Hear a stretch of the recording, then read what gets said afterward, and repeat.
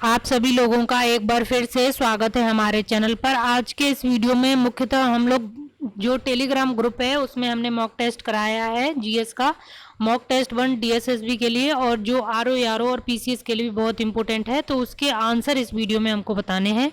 तो चलिए वीडियो शुरू करते हैं। इसमें 100 क्वेश्चन थे आपके, 60 मिनट का टाइम था और ये 9:30 PM पे हुआ था 18 अगस्त को।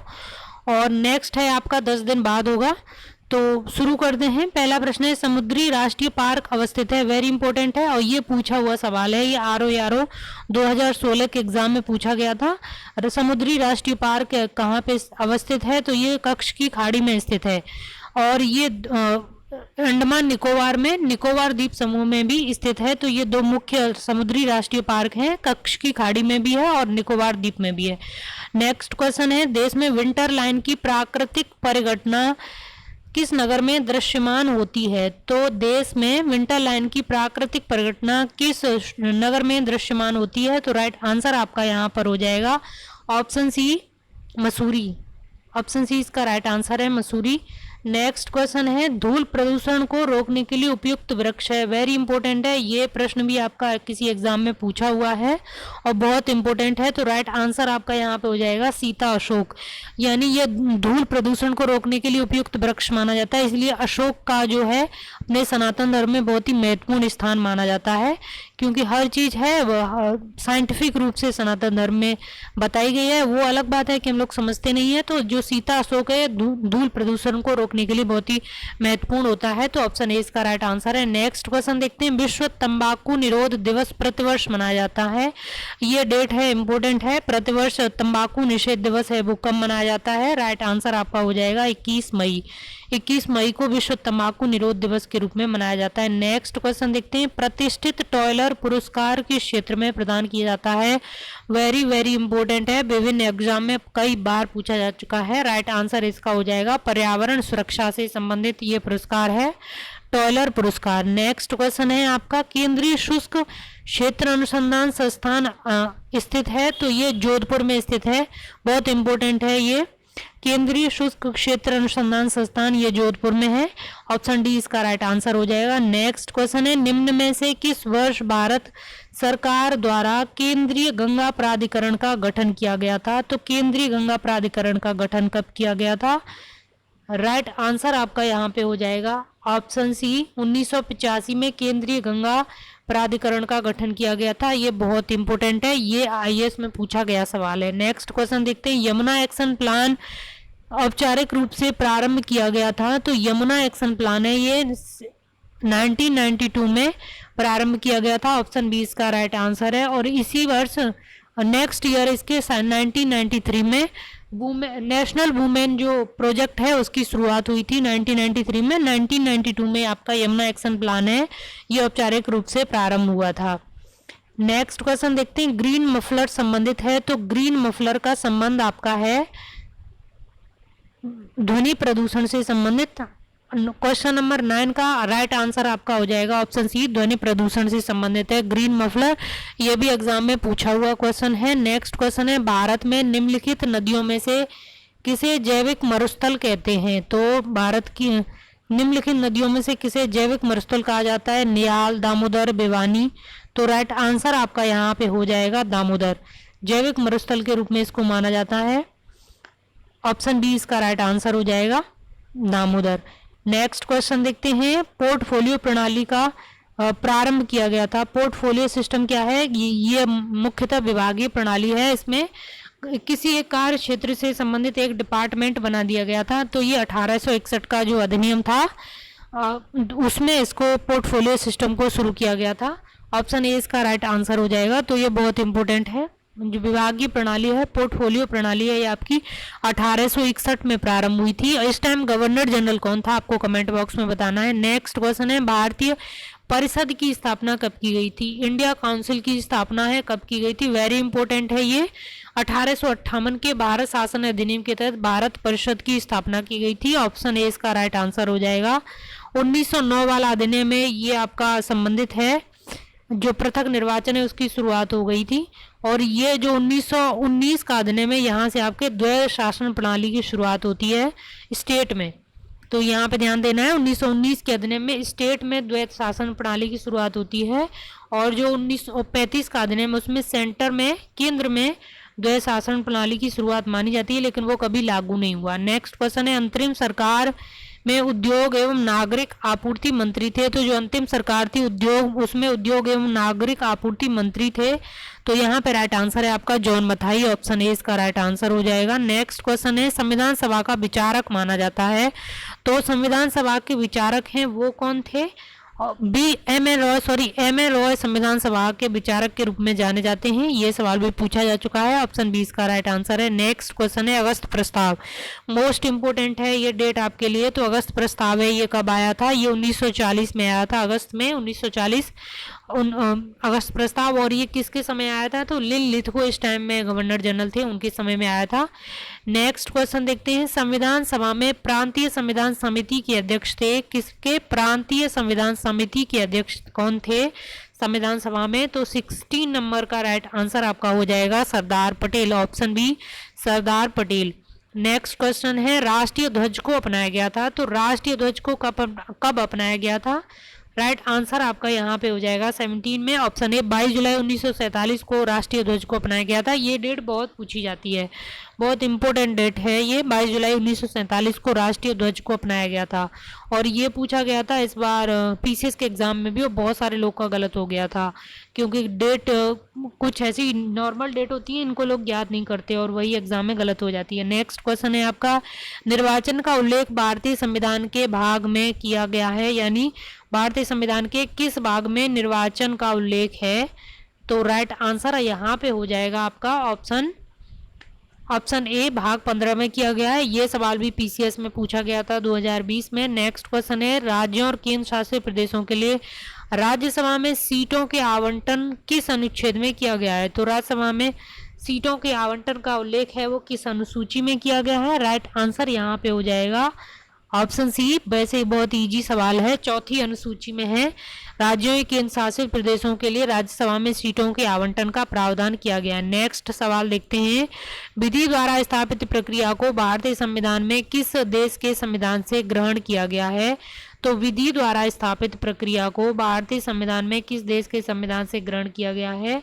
20 नंबर का आपका राइट आंसर हो जाएगा जापान के संविधान से। यहाँ पे ध्यान देना, विधि द्वारा स्थापित प्रक्रिया, विधि की विधिवत प्रक्रिया है वो ब्रिटेन के संविधान से है, लेकिन विधि द्वारा स्थापित प्रक्रिया है जापान के संविधान से ली गई है। बहुत थोड़ा सा डिफरेंस है इसमें माइन्यूट, लेकिन ये दोनों ही पूछी जाती हैं। नेक्स्ट क्वेश्चन है, समाजवादी धर्मनिरपेक्ष और अखंडता शब्द को संविधान की प्रस्तावना में शामिल किया गया था। तो 42वें संविधान संशोधन अधिनियम के द्वारा इसको शामिल किया गया था, और इसका ट्रिक भी है SSI, यानी सोशलिज्म, सेक्युलरिज्म और इंटीग्रिटी, ये तीनों ही वर्ड हैं, ये आपके जोड़े गए थे 42वें संविधान संशोधन अधिनियम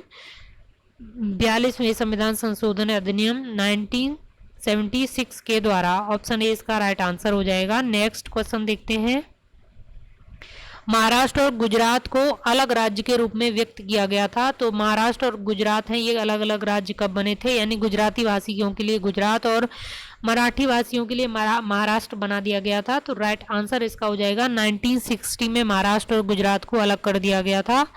आपको कमेंट बॉक्स में बताना है भाषा के आधार पर गठित प्रथम राज्य था, और यहाँ पे मुख्य है कि स्वतंत्रता के बाद और स्वतंत्रता से पहले, यानी सबसे पहला वाला जो गठित भाषा के आधार पर राज्य था वो कौन सा था, आपको कमेंट बॉक्स में बताना है। नेक्स्ट क्वेश्चन है, नागरिकता का उल्लेख भारतीय संविधान के किस भाग में किया गया है? तो सिटीजनशिप का उल्लेख है भाग 2 में, ऑप्शन ए इसका राइट आंसर हो जाएगा। आर्टिकल 5 से 11 तक ये उल्लेख किया गया है, आर्टिकल 5 से 11 तक, और पार्ट है 2 संविधान का। तो नागरिक सिटीजनशिप भाग 2 में उसका उल्लेख है। 23 का राइट आंसर हो जाएगा ऑप्शन ए। नेक्स्ट क्वेश्चन है, विधि के समक्ष समता और विधियों के समान संरक्षण का उल्लेख संविधान के अनुच्छेद में किया गया है। तो किस अनुच्छेद में किया गया है? विधि के समक्ष समता और विधियों के समान संरक्षण, तो ये उल्लेख है आर्टिकल 14 में, और आर्टिकल 14 से 18 तक समानता के अधिकार का उल्लेख है। आर्टिकल 15 में उल्लेख है, इसमें लिंग, जन्म स्थान, यानी इसमें 4 चीज़ें हैं, उनके आधार पर उनके सिवा किसी के साथ भेदभाव नहीं किया जाएगा, यानी इन 4 को छोड़ दें तो किसी अन्य आधार पर भेदभाव किया जा सकता है। नेक्स्ट है आपका 16, तो यहाँ पे है लोक नियोजन में अवसर की समता, और 17 है आपका यहाँ पे 17 जो समानता है उसमें आपका अस्पृश्यता का उन्मूलन किया गया है, सॉरी, यानी अनटचेबिलिटी है उसका एबोल्यूशन है उस आर्टिकल 17 में। और जो 18 है उसमें उपाधियों के अंत की बात की गई है। तो 14 से 18 तक समानता के अधिकारों का, मौलिक अधिकारों का उल्लेख है, और मौलिक अधिकार हैं संविधान के पार्ट 3 में उल्लेख इनका किया गया है। नेक्स्ट क्वेश्चन है, कारखानों आदि में बालकों के नियोजन पर प्रतिबंध लगाता है संविधान का कौन सा अनुच्छेद? तो लगाता है 24। ऑप्शन बी इसका राइट आंसर हो जाएगा। ये भी मौलिक अधिकारों से ही संबंधित है। नेक्स्ट क्वेश्चन है, 2021 में विश्व आर्थिक मंच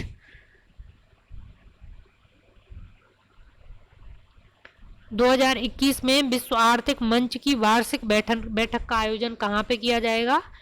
तो राइट आंसर आपका हो जाएगा ऑप्शन सी, सिंगापुर में। विश्व वर्ल्ड इकोनॉमिक फोरम की जो वार्षिक बैठक है उसका आयोजन है 2021 में।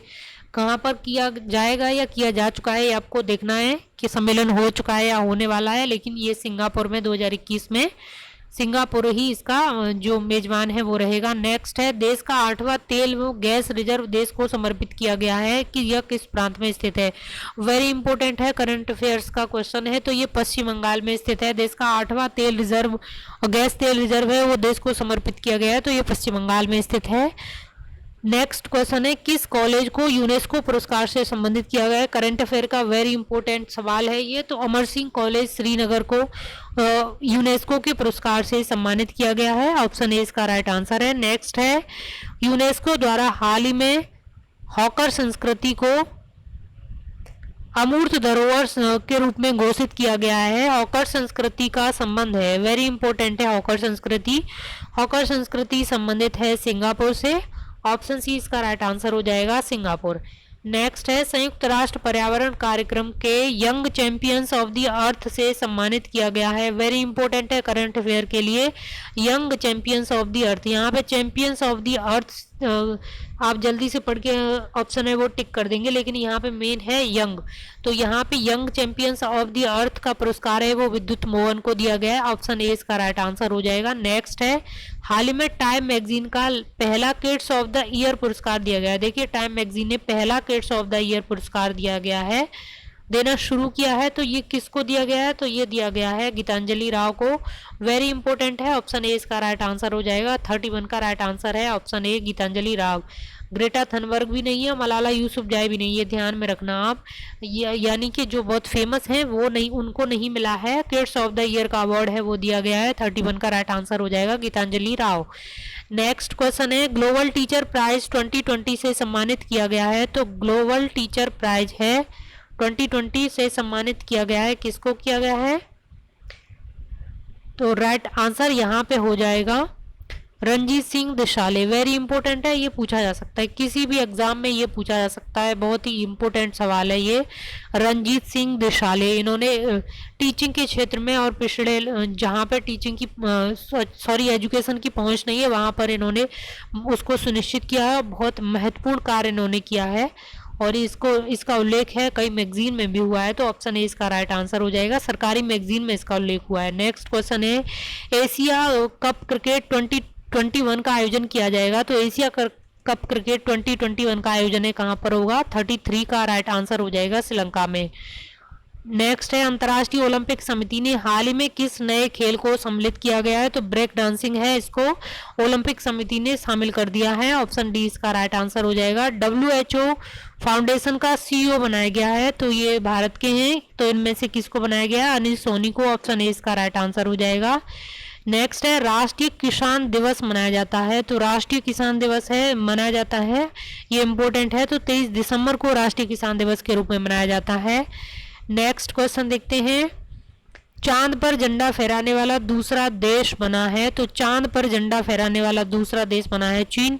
ऑप्शन ए इसका राइट आंसर है। नेक्स्ट है, दीवाने बंदगान की स्थापना की गई थी। वेरी इंपॉर्टेंट है, मेडल हिस्ट्री से रिलेटेड है। और विशेषतः सल्तनत काल से और उसमें भी तुगलक वंश से। तो दीवाने बंदगान की स्थापना की गई थी किसके द्वारा? फिरोज शाह तुगलक के द्वारा। ये बहुत ही कुछ तो फिरोज शाह तुगलक के ऐसे कार्य हैं जिसके बाद है जो तुगलक वंश है उसका विनाश है वो शुरू हो जाता है, विघटन। उनमें दीवाने बंदगान भी एक प्रमुख था और बहुत सारे जो आनुवांशिक पद कर दिए गए थे सेना में, तो अकुशल लोगों को इसने प्रशासन में शामिल किया था। तो तुगलक वंश और दिल्ली सल्तनत वंश के विघटन का इसके कार्य हैं वो कारण बने थे। तो दीवाने बंदगान की स्थापना है फिरोज शाह तुगलक के द्वारा की गई थी। ऑप्शन ए इसका राइट आंसर हो जाएगा। नेक्स्ट है दीवाने मुस्तक राज नामक नया विभाग बनाया गया था, तो ये बनाया था अलाउद्दीन खिलजी ने। 39 का राइट आंसर हो जाएगा ऑप्शन सी।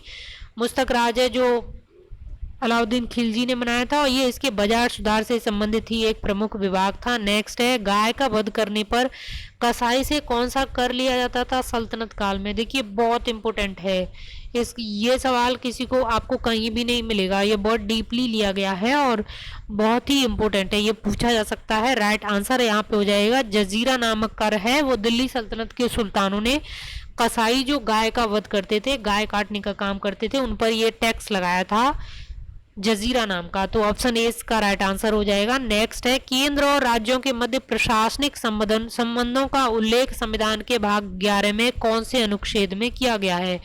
तो केंद्र और राज्यों के मध्य प्रशासनिक संबंधों का उल्लेख है संविधान के भाग 11 में किया गया है। तो किस आर्टिकल के तहत किया गया है यहाँ पे मुख्यतः ये पूछा गया है। ऑप्शन बी इसका राइट आंसर हो जाएगा। आर्टिकल 256 से 263 तक प्रशासनिक संबंधों का उल्लेख है भाग 11 में, और भाग 11 में ही आपके विधायी संबंधों का भी उल्लेख है, यानी प्रशासनिक और विधायी संबंध दोनों भाग 11 में है, और वित्तीय संबंध है केंद्र राज्य के मध्य वो भाग 12 में है। तो ये अंतर आपको याद रखना है। नेक्स्ट क्वेश्चन देखते हैं।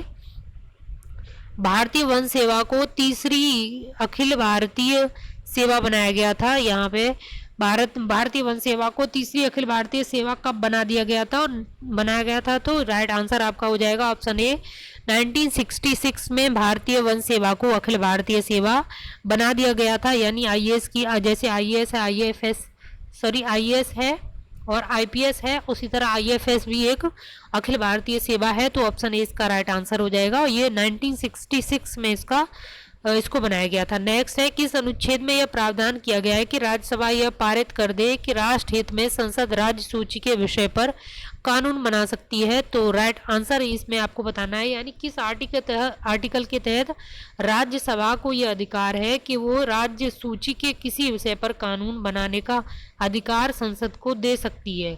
तो राइट आंसर हो जाएगा ऑप्शन बी आर्टिकल 249 यानी 249 के तहत ये अधिकार होता है। बहुत इंपॉर्टेंट है यहाँ पे आर्टिकल जो है केंद्र राज्य संबंधों में विधायी संबंध है मुख्यतः वहाँ पर आर्टिकल 49, 50 और 51, 52 और 53, यानी ये इंपॉर्टेंट आर्टिकल है, इनको आप जरूर से देख लेना। नेक्स्ट है निम्नलिखित कथनों पर विचार कीजिए। चींटी एक अपघटक होती है।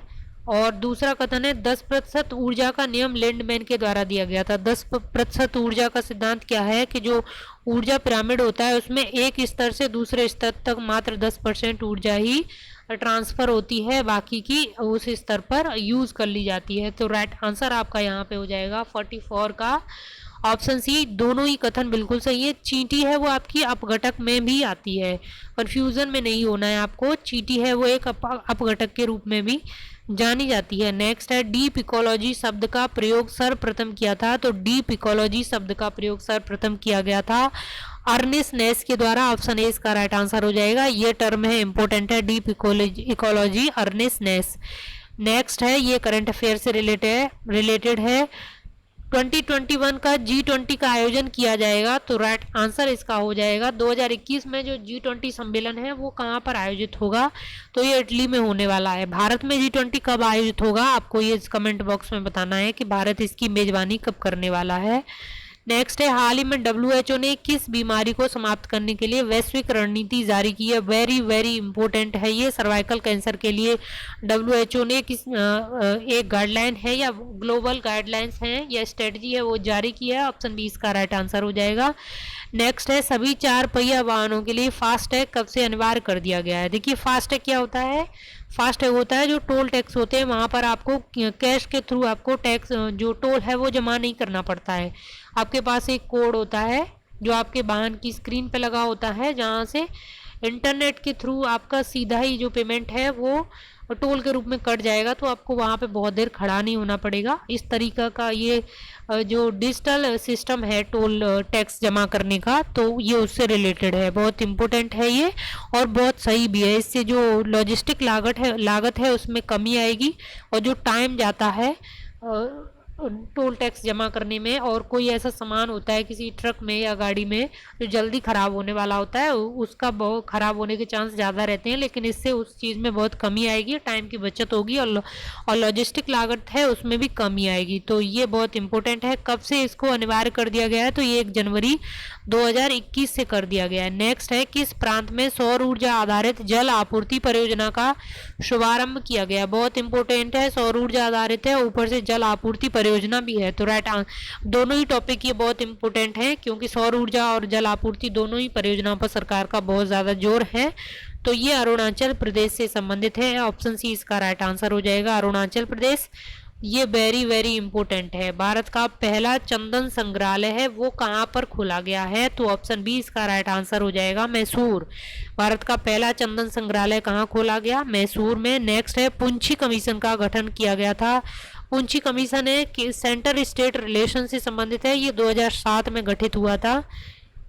नेक्स्ट है, निम्नलिखित में से किसने सहकारी संघवाद पर अपनी सिफारिश में चर्चा की थी। देखिए, सहकारी संघवाद है, जो सहकारी समितियां हैं उसको बाद में जोड़ा गया है, जो भाग 4 क में सम्मिलित उनको किया गया है।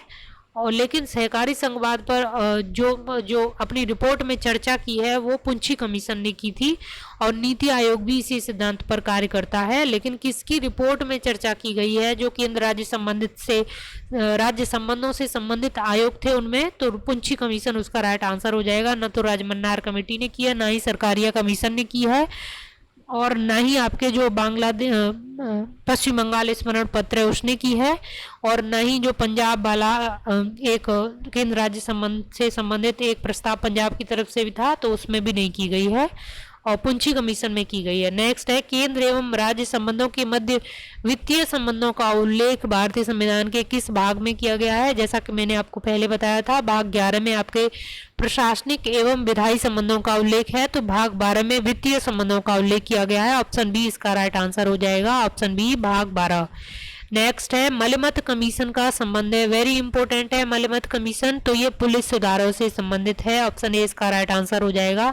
पुलिस सुधार ऑप्शन में है तो पुलिस सुधार आप टिक करेंगे। अगर जुडिशियल रिफॉर्म से रिलेटेड हो, सॉरी जेल प्रशासन से संबंधित हो, अगर ऑप्शन में पुलिस सुधार न हो जेल प्रशासन हो, तो आप उसको भी टिक कर सकते हैं कि दोनों के लिए इसने रिकमेंडेशन है वो दी थी, और इसकी सिफारिश बहुत ही इंपॉर्टेंट है, लेकिन दुर्भाग्य से इनको अभी तक पूरी तरह लागू नहीं किया गया है। नेक्स्ट है, निम्नलिखित कथनों पर विचार कीजिए।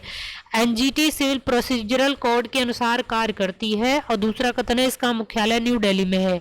तो देखिए, दूसरा कथन है वो बिल्कुल सही है, केवल 2 सही इसमें हो जाएगा। मुख्यालय न्यू दिल्ली में है, लेकिन ये सिविल प्रोसीजरल कोड के अनुसार कार्य न करके नेचुरल ऑफ जस्टिस के अनुसार ये कार्य करती है। ऑप्शन बी इसका राइट आंसर हो जाएगा।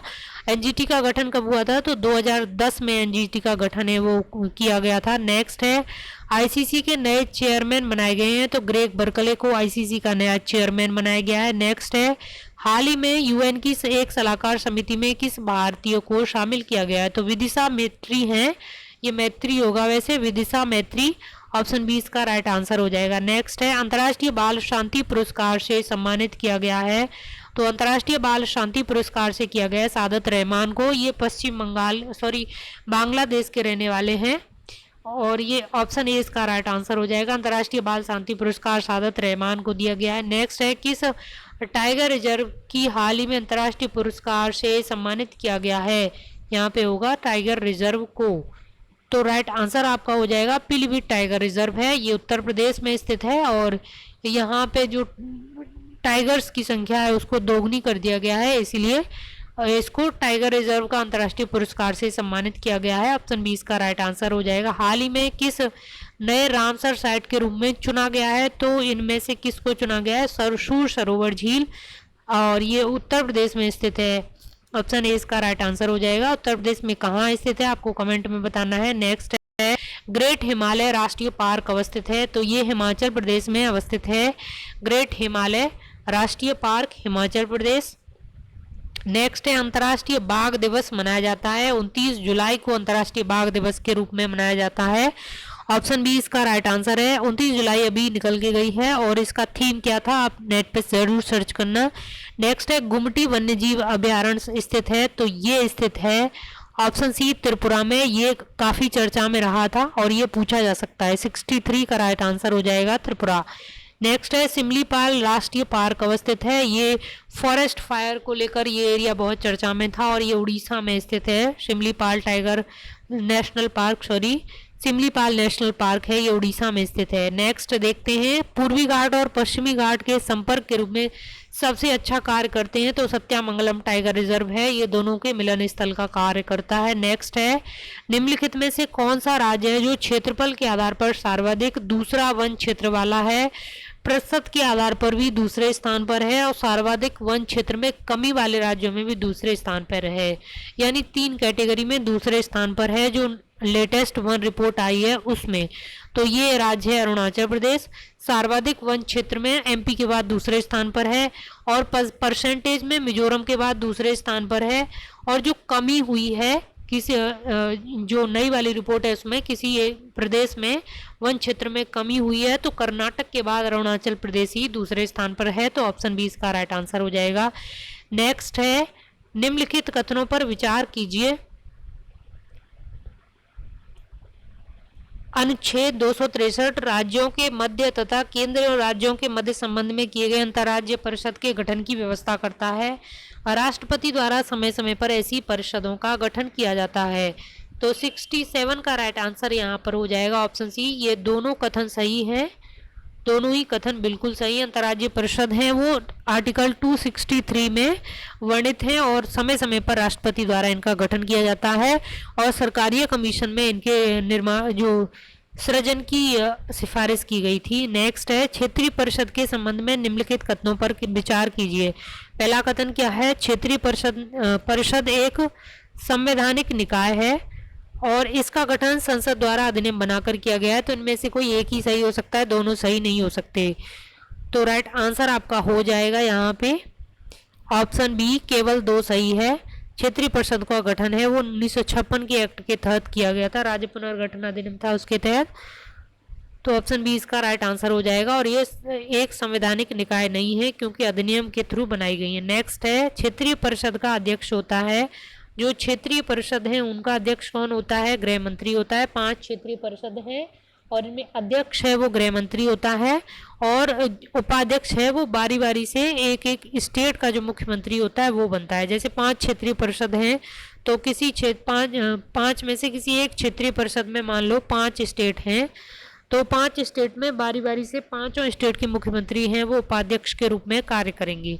नेक्स्ट है अंतर्राज्यीय जल विवाद निर्णय से संबंधित आर्टिकल है, देखिए आर्टिकल 262 है वो आपका अंतर्राज्यीय जल विवाद से संबंधित है। नेक्स्ट है हाल ही में, ये बहुत इंपॉर्टेंट है, हाल ही में स्टैच्यू ऑफ पीस का अनावरण किया गया है, तो ये पाली राजस्थान में किया गया है, बहुत इंपॉर्टेंट है, करंट अफेयर्स का सवाल है। नेक्स्ट है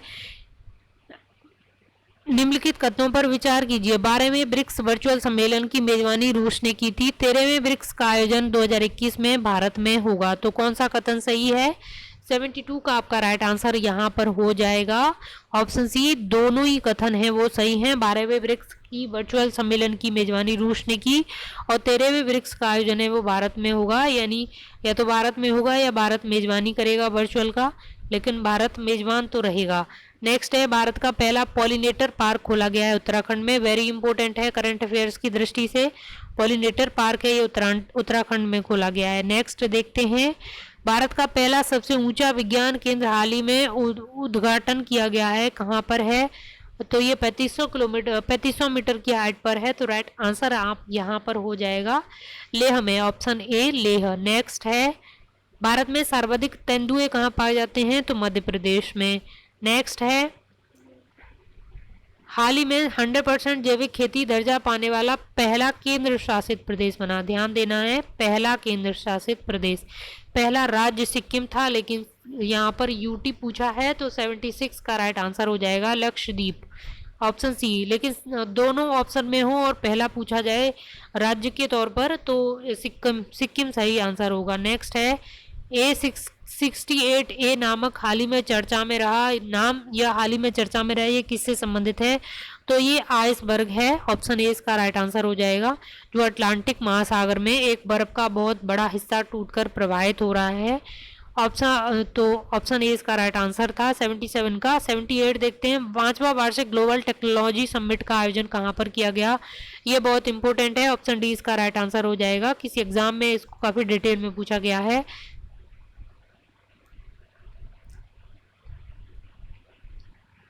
5वां वार्षिक ग्लोबल, ये अभी बता दिया आपको, 79 का राइट आंसर हो जाएगा। G7 2021 का आयोजन कहाँ पर किया जाएगा? तो G7 2021 का आयोजन है, ये हो रहा है 79, ऑप्शन बी, ब्रिटेन में। ये इसका आयोजन ब्रिटेन ने किया और भारत को भी आमंत्रित किया है। आप इसको देखें, ये हो चुका है या होने वाला है, आप ज़रूर देखना इसको। वर्ल्ड टॉयलेट डे मनाया जाता है, तो वर्ल्ड टॉयलेट डे है, ये कब मनाया जाता है? 19 नवंबर को। ऑप्शन ए इसका राइट आंसर है। भारत में हाथी परियोजना की शुरुआत की गई थी, वेरी इंपॉर्टेंट है। 81, ऑप्शन डी इसका राइट आंसर हो जाएगा। पीछे 1992 को एक डेट और थी जो बहुत इंपॉर्टेंट थी, वो थी आपकी यमुना एक्शन प्लान शुरुआत हुई थी 1992 में, और हाथी परियोजना है वो भी 1992 में। नेक्स्ट क्वेश्चन देखते हैं, प्रथम पोषक स्तर के अंतर्गत शामिल होते हैं, तो पोषण स्तर हैं वो 4 हैं, और जो ऑप्शन डी इसमें राइट आंसर हो जाएगा। इस तरीके से हैं, यानी उत्पादक हैं, ये प्रथम पोषण स्तर है, और शाखा यहाँ पर प्रथम उपभोक्ता, द्वितीय और मांसा जो सर्वाहारी होते हैं वो। तो इस तरीके से पोषण स्तर वो 4 हो जाते हैं, लेकिन उपभोक्ता वर्ग हैं वो 3 है। नेक्स्ट है, समुद्री वातावरण में मुख्य प्राथमिक उत्पादक होते हैं, तो ये फाइटोप्लैंक्टन्स होते हैं। ऑप्शन ए इसका राइट आंसर हो जाएगा। सबसे स्थायी पारिस्थितिकी तंत्र है, इसका राइट आंसर है, ये पूछा हुआ सवाल है। ऑप्शन डी इसका राइट आंसर है, समुद्री क्षेत्र। पर्यावरण संरक्षण अधिनियम पारित हुआ था, ऑप्शन सी इसका राइट आंसर है। 1986 को पर्यावरण संरक्षण अधिनियम में वो पारित हुआ था। 85 का राइट आंसर आपका हो रहा है, ऑप्शन सी 1886। सर्वाधिक जैव विविधता पाई जाती है, बहुत ही कॉन्सेप्ट वाला सवाल है। सर्वाधिक जैव विविधता कहाँ पाई जाती है? सर्वाधिक जैव विविधता वनों में कहीं मिलती है, तो वो है भूमध्य रेखीय इलाका है। भूमध्य रेखीय इलाके के जो वर्षा वन होते हैं, वर्षा वनों में, यानी उष्ण कटिबंध के जो वर्षा वन है वहाँ पर जैव विविधता है वो ज़्यादा पाई जाती है। तो देखिए, कश्मीर घाटी, सुरमा घाटी, फूलों की घाटी, ये एक भी उस इलाके से संबंधित नहीं है। शांत घाटी है, ये आपकी उष्ण कटिबंधीय वर्षा वनों का क्षेत्र है। ऑप्शन ए इसका राइट आंसर हो जाएगा। नेक्स्ट है, निम्नलिखित कथनों में क्रायोबैंक्स X2 संरक्षण के लिए कौन सी गैस सामान्यतः प्रयोग में लाई जाती है? नाइट्रोजन। इन सीटू और एक्सीटू दो पर्यावरण संरक्षण या जीवधारियों के संरक्षण से संबंधित दो तकनीकी है, एक्सीटू और इंसीटू। एक्सीटू क्या होता है? किसी जीवधारियों को या उनके समूह को उनके प्राकृतिक आवास में ही संरक्षित कर देना, उसको एक्सीटू बोलते हैं। और इंसीटू क्या है? आर्टिफिशियल उनके रहने का स्थान बनाकर उनको संरक्षित करना, उसको इंसीटू कहते हैं।